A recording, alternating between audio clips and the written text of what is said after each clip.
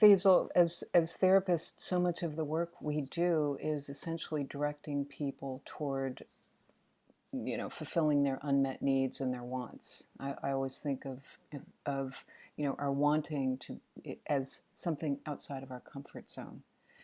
And you have a really beautiful depth way of teaching about wants Yes. and the levels of that. Can you talk about that? Yes, thanks. Wanting is a natural, I don't know, feeling within every human being. We want. And some of it is really natural. A child wants some affection, some love, some recognition, some holding.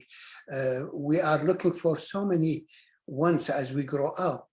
And the dilemma is that we try, in the ego tendency is to look for fulfilling those wants in the domain it lives in. Mm. And the domain it lives in is this worldly existence, And this worldly existence, first, the resources in it are limited.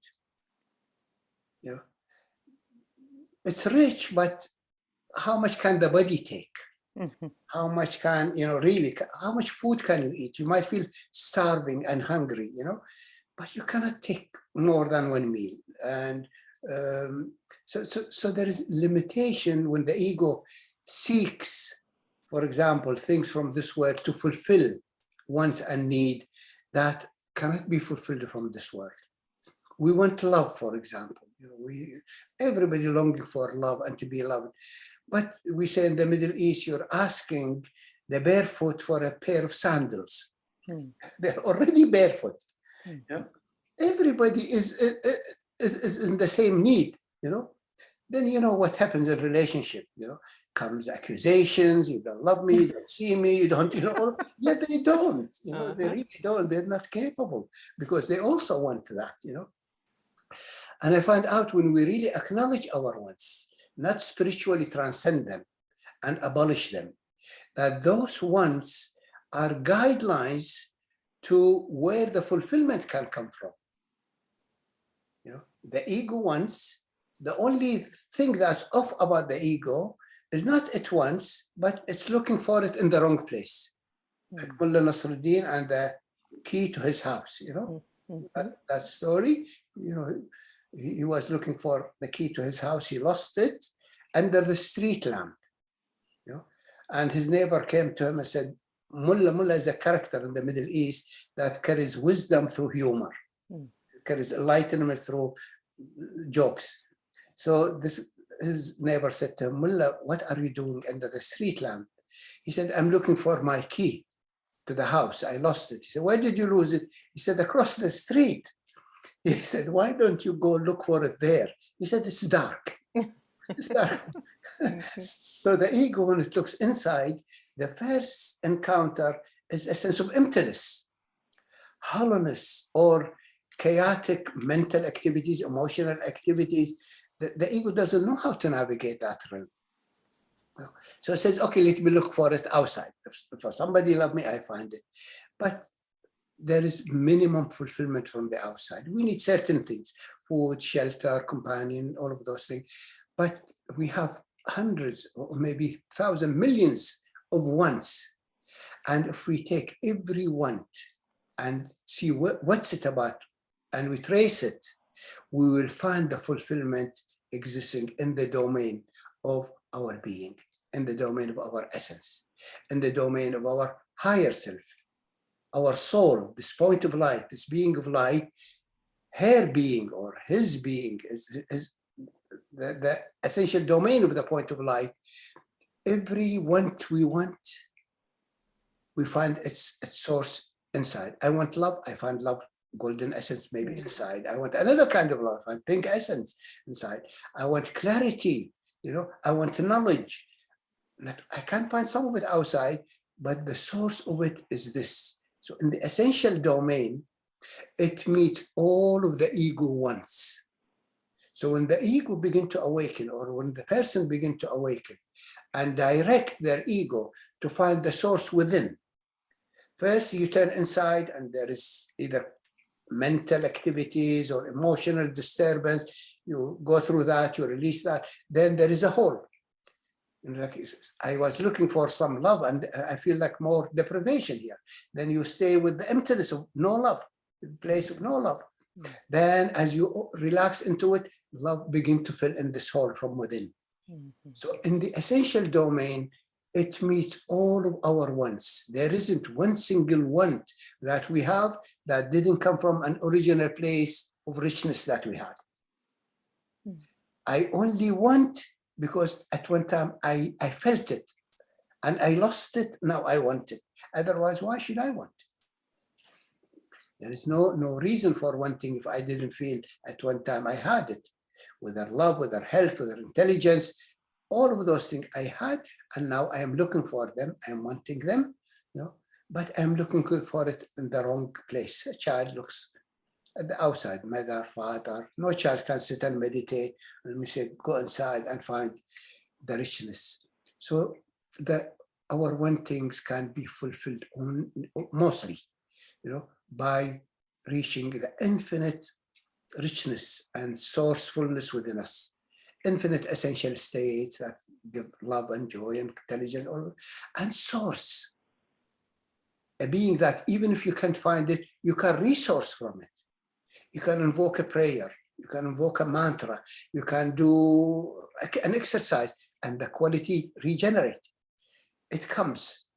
But most of the things that we want, they are already here. We don't need to reinvent the wheel. We don't need to create, you know. Sometimes we do. We create a new state and new formation. That's beautiful. But that requires mastery and knowing. But whatever we want exists in this essential domain. As this world is so full of so many things, you know, so is the inner. It's so rich that can meet our wants. So the skillful means is how to make the turn to the inner, the inquiry, the meditation, the prayer, the grace. And there are wants that relate to the ego, right? This part that I'm talking about. Yes. I want this, I want that, I want that.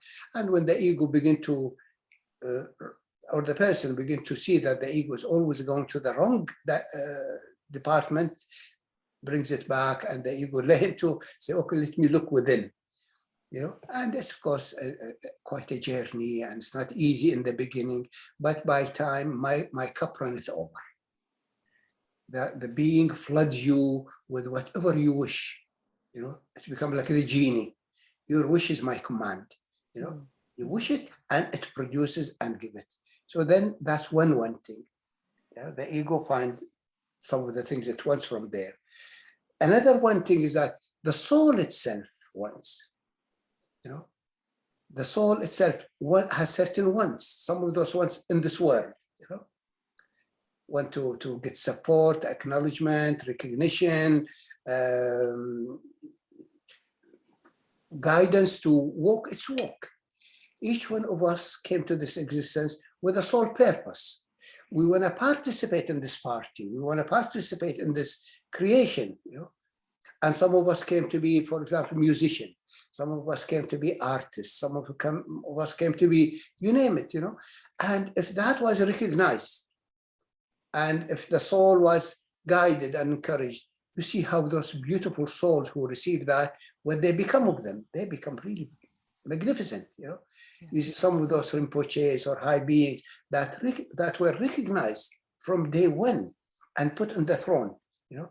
Their soul blossomed, their knowledge expanded, their skillful means increased, and they kept bestowing upon us love, wisdom, knowledge, you know. But most of the humanity, we were not seen. In fact, most of the all time you say the children are to be seen and not heard, and you name it. Nobody thinks that this child sitting there is a being of light, coming with wisdom, maybe many reincarnations, coming to fulfill something, you know. And so we miss this kind of perception, this kind of knowledge, that the soul also has a purpose. And the soul want to bring this purpose and fulfill it in this realm. We didn't all come to take. We needed certain things. We needed some protection, some love, some care, you know, needed. But we also wanted to give. Children give so much, you know. They receive so little, you know.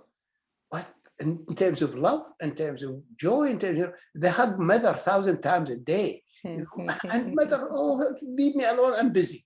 You know, sometimes we all have our limitations, mother, father, but children are like a fountain, are like a beacon of light inside.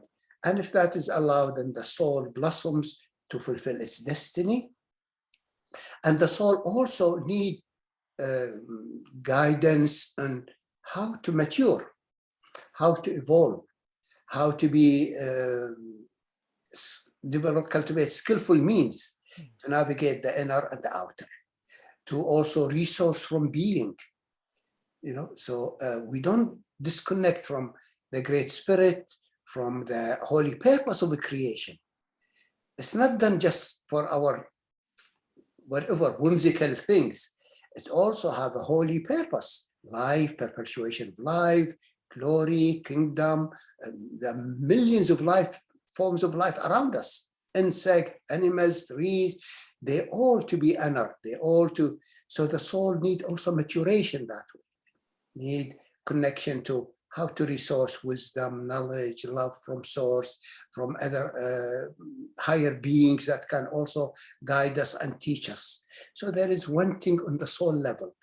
And sometimes I remember, I think Khalil Gibran, you know, that great poet who wrote The Prophet, he said, the thirst of soul cannot be quenched by water. The thirst of the body, and we have water, but the thirst of our soul doesn't want this water. It was heavenly water. It wants so much things that we really need to acknowledge that we are also spiritual being. And the spiritual being has glory to give and has also need to be addressed, and we create environment for it. They have, we don't have any more, like I don't see it. I wonder, where are the churches? It used to be a lot more. I love it when I go to Italy with all those sweet churches. I just go sit there, feel the walls have been hundreds of years with thousands upon thousands of prayers sticking to the wall, glowing with love and humility and all of those things. We just now running around just on the material level, the shallow part of the material level. So the soul also needs to be acknowledged that it also has its wants. The soul, the body, the ego, the psyche, the totality of us has also wants.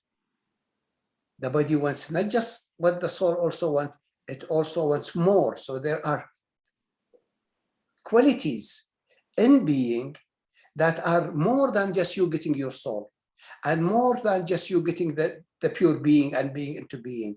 The pure being created an intermediary stage in which some of our totality needs, there are essential structures I mentioned about, you know, and one of the most glorious one of them I know is the stupa. It's a jewel structure. I think I have it, you know, behind me, you know, and this structure is made of jewels and gold and has many structures in it. It's a Maha vehicle, grand vehicle of essence, and it replaces the totality of our personality and replaces the totality of the shell we call our body, and it replaces the totality of our ego identity and flimsy mind, and give you your authentic personality, the personality that was created by God.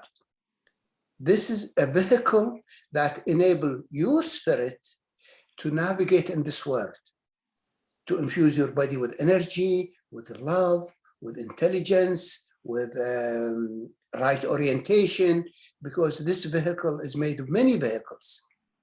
You know, the base of it is what we call the citadel. Above it, the Kaaba. Above it is the citadel. Above it is the pearl. Above it is the chandelier. Above it is the diamond body. It's all the vehicles of essence coming in a grand vehicle. I love that song. They say, swing low, sweet chariot. Sweet chariot, take me home.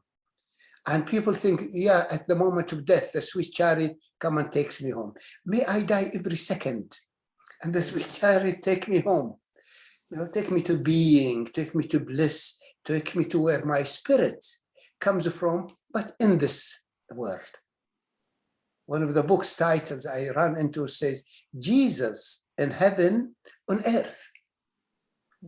I want to be in my heavenly existence. I want to have the totality of my wants met, you know, and these essential vehicles and qualities meet my totality. My ego identity needs to find its origin, which is my point of light. The ego identity gets replaced by this spirit, where it came from. It's longing for it, but does not know how to say it. You know, I lost myself. I want to find myself. So every want, if we really decipher it, it's calling for something. On an ego level, looking for the point, or some of the narcissistic needs that I need as supplies come from my essence. I need to be seen. Most people don't see. You know, then being becomes a mirror. It shows me how I am off, how I am, you know, through guidance, through direct perception. So our wants can be met on different gradations of our being, on our spirit, on our qualities of essence, on source. You know? So the totality of our wants ultimately met not only by the essential vehicles, but by source. And that's the Maha wanting, you know, or in fact, it's the end of wanting. I reached a level, I said, no more wanting. You know, my cup runneth over and no more wanting. And when I reach this end of wanting, I land in the absolute. No more seeking, no more wanting. I arrived home. You know, and some people get attached to that, and that's part of the dilemma. You know? My soul is not enough by just no more seeking, no more wanting. It also want to participate. You know, ego is not satisfied just by that. It also want to have some trouble. It also want to have, you know, some goat market. Recognizing our wanting opens up this chapter to honor our wanting and to resource it from where real fulfillment comes. Faisal, I really appreciate what you're saying, and I think, I mean, at the base level, a lot of people are not even in touch with what they want, right? And so, but you know, for most people, they're seeking because they want, and to the degrees they are seeking at different levels and different things, you can kind of ascertain where people are. I wonder if you could speak to these different levels of, like, what is the wanting, if you could say something specific about the wanting of these different levels beyond the egoic level. Maybe you can give me an example what you're asking for. No, what I'm saying is, you know, when you go to the Maha levels, and you know, I mean, most people are going to be in a big question mark, right? Yes. So that they don't really understand what you're talking about for the most part, right? So somewhere between, you know, wanting on a let's say even just a spiritual level of wanting to have to learn and be validated in the knowledge as one level, right? And then beyond that, to deeper spiritual levels, deeper essential levels, what does the wanting look like? What does it feel like? I mean, thanks for, you know, clarifying it. Many people don't, as you said, they are not even touch they want. And some of them deny they want. Yes, right, there's that too. Yes, I don't want anything, but really everything. But I don't want anything. Right. You know, especially, I remember I have a 5. She was beautiful soul, rich. And when she comes to the, you know, like group meeting, her presence filled the whole room. But her ego tiptoes and she thinks she will not be noticed. Nobody will notice she came in the room, she changed the energetic field, because her ego says, I don't even exist, I don't have any presence, and my quest is to disappear. The 5, for example, in the Enneagram, their ultimate quest is to erase themselves. I don't exist, I don't have any wants, I don't have any needs, nobody's here. You're looking at nobody, at nothing, So then to come from that extreme denial, to little by little acknowledge, no, you do exist, and you have certain needs and certain wants. That's also part of the awakening to at least that we have wanting. And little by little, like a 4, resist their wanting. They want, but they resist it. They don't feel entitled to it. 5 says, if I show up, everybody is needy in the house. Let me minimize my need and let me minimize my want to the point of disappearing. Then everybody will be better. The 4 says, I got so hurt. I wanted and I got rejected. I will not want. So they resist. It's different, So when a 4 begin to see that they're really resisting and they're suffering, they're feeling depressed, they're feeling angry, they're feeling unfulfilled because they don't admit their wanting. And the moment they admit to their wanting comes all kinds of issues. And I was hurt, I was rejected, I was not claimed. So that's beginning stages of awakening that, we have wanting. And these wanting are legitimate. Then little by little, the wanting is directed to what you want, Then to know the variety of the wanting, I want to be seen, I want to be honored, I want to be loved, I want to be, I want to people see what I am doing for them sometimes, I want some recognition. So little by little, the person become closer to more the variations of the wanting. Then you get sometimes into deeper, I know someone that once they're so tense and I just want a massage. I just want somebody to do something to release my tensions, So they can go do something like that, something that can be done, massage or something like sometimes some of it is really like even silly. Some people deprive themselves even having some dessert, for example, or because they're not supposed to eat, not for health reason. They can have a sweet, but doesn't have to be sugary, They deny so much. Then this can be gotten from the world. Massage, food. Then the wanting, for example, says, no matter how much I get massages, I am still, tense. I cannot, there's an existential holding that doesn't let go, Then they stay with this existential holding. Then they feel in this existential holding a deeper longing, I really want to be held. I want to be warmed up. I want to be cuddled. And in this holding, I feel that then maybe I can soften and melt. Then they feel their longing to soften, to melt, to surrender. Then memories come when they really wanted to be held and hugged by father or mother, and they were not, So then the principle of melting in their system was impaired. The child wind up, get maybe scared, get angry, get hurt, get something. And the children usually come to mom crying or to dad, and they need some comforting. And when they're comforted, when they're, met with this wanting and this need, a certain quality that got contracted by the fear or the anger or the hurt, through the resistance of muscles and emotions, this relaxes.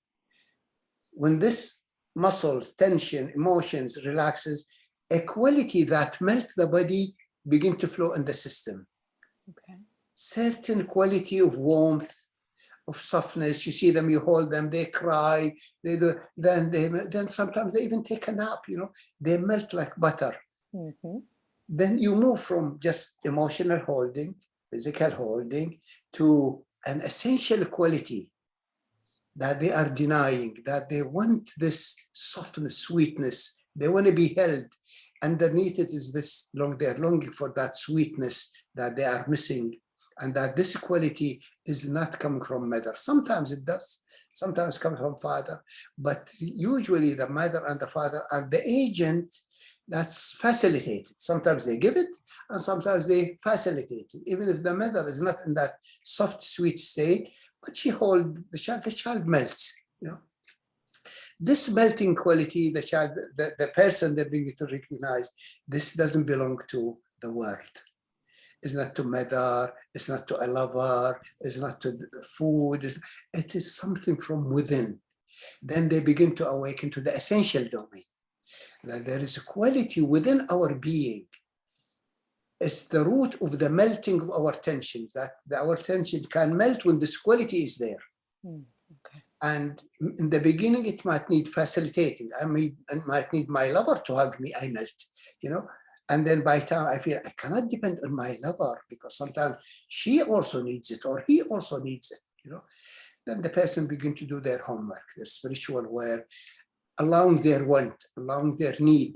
And then comes the crying of not being met, the rage about not being met, the abandonment that came with it. As the issues soften and melt away, this quality begin to open. And this quality we call merging gold. This golden liquid runs in the system. Sweet, soft, it softens the muscles, it softens the fascias, the nerves, the glands, and you really melt. Then you begin to access it. You feel tense, you sit and relax a little bit, and you feel your golden essence come. And especially when you sort out the issue. I don't want mom anymore. I hate her, she hurt me. Right. I want her because she is, you know, everything to me. So then we deal with the psychological issues from one level to another, to the root of wanting, that ultimately we want our being to come, and it is the mother, and it is the father, and it is the self, you know.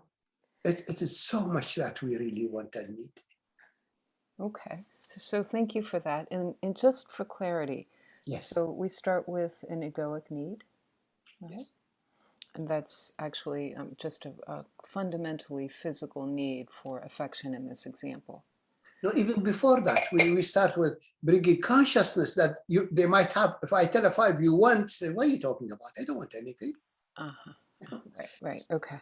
So you deal with the denial, with the mechanism surface, then comes, you know. Okay, so you have the structure, the egoic structure, and mechanisms of denial, avoidance, whatever, and then you stay with that. You get to the fundamental need. It softens into an essential flow. Yes. From that emptiness, from that whole, from that deficient emptiness, not Buddhist emptiness, but so we're going from ego to essence. How would you talk about the soul in that sequence? As I think a lot of, everyone has a kind of a different idea of what soul is. Yeah, that's the thing.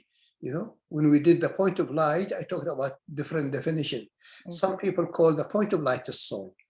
Some people call the aggregate of all the qualities a soul. You know, mm-hmm. Some people think only being a soul. You know, right. It's very, let's say that the human structure is made of an identity, okay, that is really self, that this is me, and the structure, the composition around it.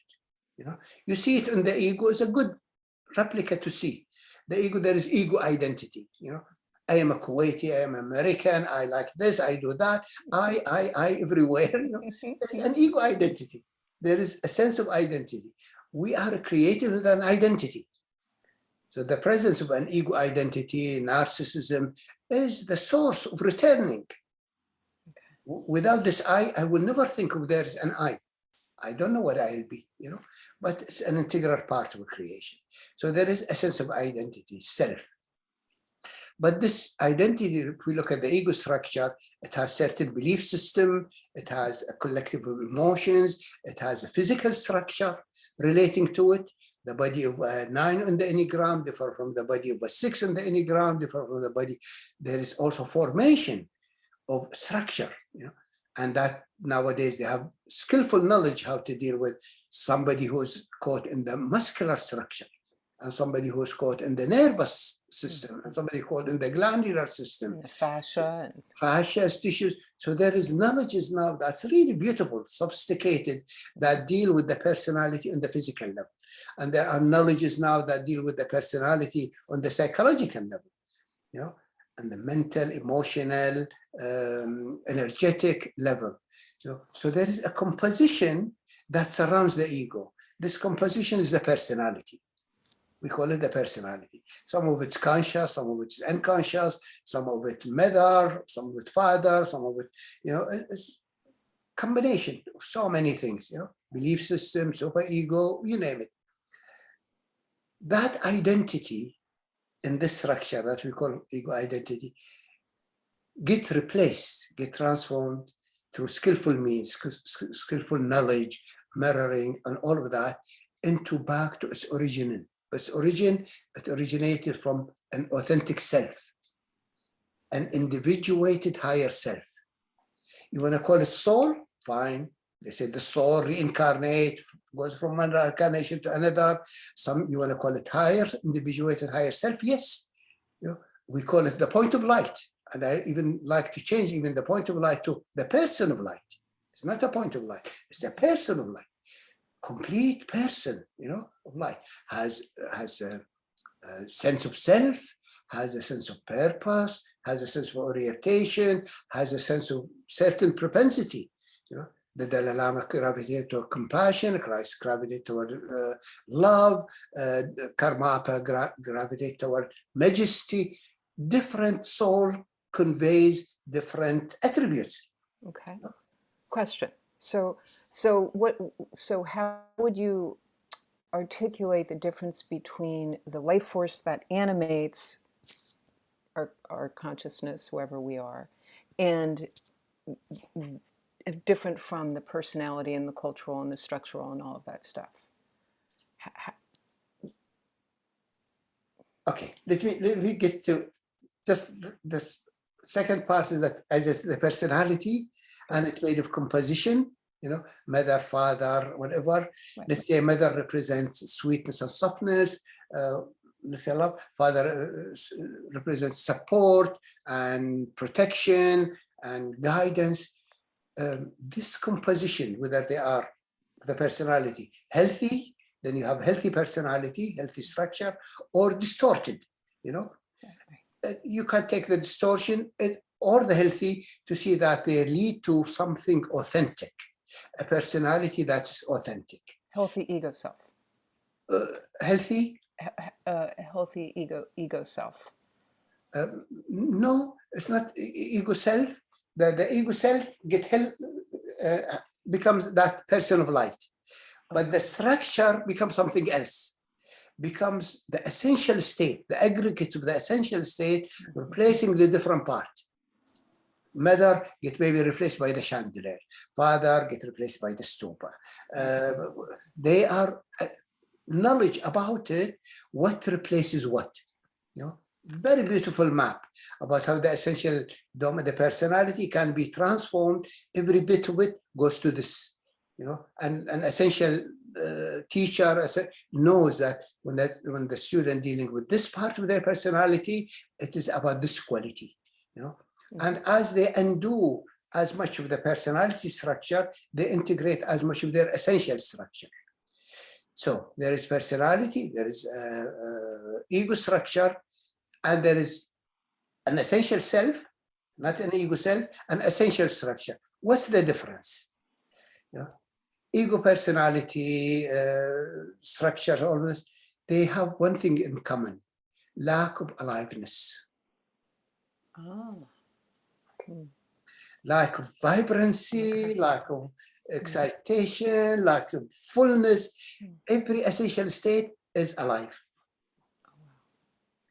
This is very basic. When a quality comes, you feel. Makes it easy. Yeah, really. So this is always basic. Like sometimes it says some people say, I cannot tell whether I am in my ego or in my point of light, you know, because they're so close. The image, you know, and the person, they're so close. The picture, so close. But one is alive. When the point of light, I feel lightness, I feel energy, I feel inspired, I feel things moving in my system. Effervescence. Sorry? Effervescence. Effervescent, you name it, you know, depending on which mood the point of light is coming today, you know, every day is in a different state, you know, and for all those who are seeking to know their soul and to know their higher self, you know, let go of trying to know. It's an infinite treasure. Spend the eternity of your life discovering it. It's a continual, delightful discovery. I don't know how long I discovered my point of light. I still don't know it. Lovingly, joyously, delightfully, because every day it surprises me. The moment I label it, the ego, I can't label it. I am 4 in the Enneagram 5. It's boring. You know, I could no time detect it, see it, no, you know, oi, oi, oi, his mom, dad, me, and the Holy Trinity.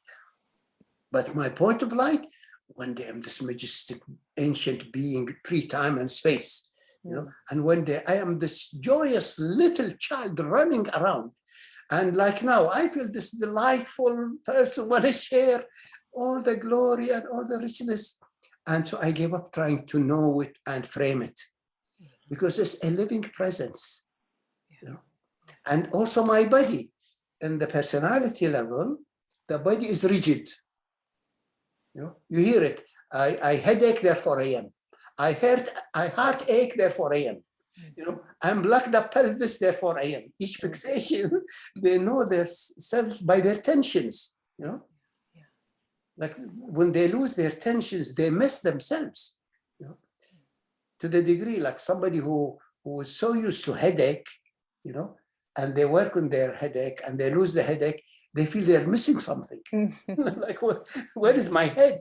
You know, so personality are structures that are unalive.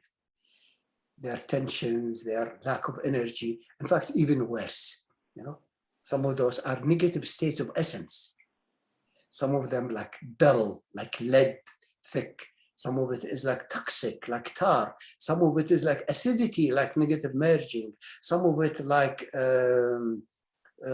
iron. You feel like pain in your body screaming. Some of it is like rocks. You feel this Mud. Like mud, you know. And so there is so many negative essential states that add to the personality. None of it is alive. They are just tensions, armoring, toxic, you know, that takes away the energy. So this is always a good, you know, that if you don't know yourself, check. Is the one who is here alive or not, vibrant or not?